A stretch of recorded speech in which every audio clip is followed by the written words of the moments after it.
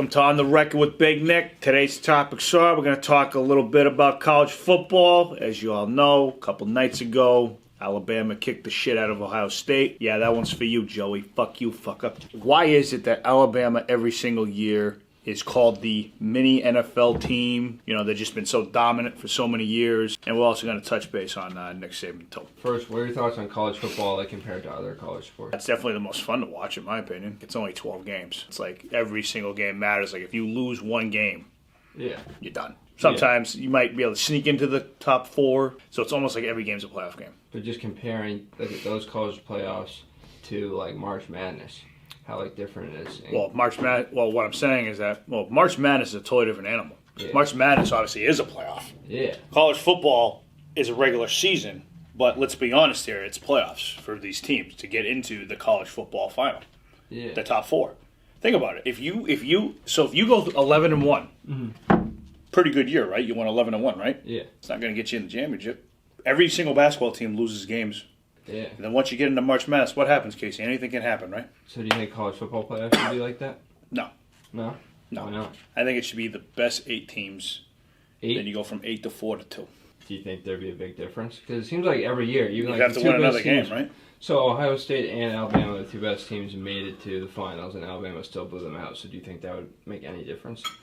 I just think, you got to remember on the years, too. Like, look at LSU last year. LSU couldn't be stopped. Mm-hmm. Didn't matter who was in their way. Even Alabama couldn't touch them last year. Yep. This year, so it just depends on the year, you think? Because I feel like it normally is like Alabama's just so dominant. well, you could also, they are, Yeah. but there's more, like this year they've been more dominant. Like this year they were dominant on offense. Yeah. Usually they're dominant on defense. So, it all depends. Here's the thing. Nick Saban always gets the best recruits because they know that every single year they're competing for the national championship. And, oh, by the way, you play at Alabama, it's going to look pretty good for you to get to the next step. 2 reasons why people go to Alabama. Number 1, prepares them for the NFL. Number 2, you have a chance to play for the national championship every year. And do you think that's because of Nick Saban?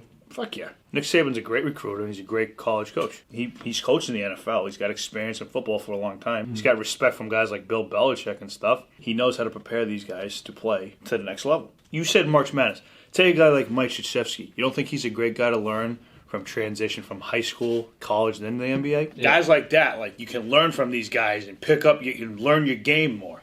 What was Alabama like before Saban started coaching there? They were still an SEC program. They weren't like they are now. Still a good program. Really? I wouldn't say dominant. I'd say they were good. There's a difference between being good and dominant. They weren't in the national championship conversation every year. So do you think in college, opposed to the pros, that coaching's more important? In college, yeah. They actually listen. You got to remember, these kids are still 17, 18, 19-year-old kids, right? Some of these guys that are grown-ups and they're making multi-million dollars, they don't give a shit. Some of them don't care. Some of them listen, but some of them are just, I'm going to do me. Well, I feel like you still have really cocky high school recruits that probably have a similar. Yeah, but then once you walk into that friggin' room and you got 21, 22-year-olds that are going to kick your ass if you don't get your act together, it humbles you up real quick. The thing about being a great college coach is, in my opinion, you have to be a great recruiter. Yeah. Every year, Alabama's always in the conversation for top recruits. It's almost on autopilot. Everybody wants to come down to you. There's only so many teams that have that kind of culture. Kansas City, I think, has that culture there with Mahomes. Tampa Bay starting to get that with Brady now. But, look at the laughingstocks of the NFL, the Eagles. You really think they wanted to play for Doug Peterson? I don't know how that guy wasn't fired the day after that fucking happened. So I would have walked down there and fired him myself. Get the fuck off my field. How do you play for a guy like that? You're under contract, so you have to be there, you have to play. But you really don't want to be there. You take your game to a whole nother level when you want to be there and you actually want to be part of something. Yeah, so with the Doug Peterson thing, are you talking about how he put in the third string? Yeah, he threw the game. He threw the game on purpose. Did we talk about that last on the record that happens a lot, though? I don't think it happens that often, obvious.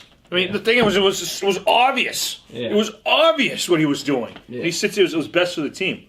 Really? You took out your guy, you lost your whole friggin' locker room. Good luck, pal, winning that back. So you think that having a coach like Belichick, do you think that's what really got the Patriots culture Fuck to yeah. where it is? Fuck yeah. Yeah. It's still there. His resume speaks for itself. In the beginning, he bought into it. It started to work. When people feel like things are working, they go with it. Okay. It's like if you're working on something, it's work. Let's say, okay, here's a great example. Say you have TikTok trends that are working, right? Yeah. Are you going to break those trends, or are you going to take that momentum and keep going? But if something's not working, are you going to keep going or are you going to change it?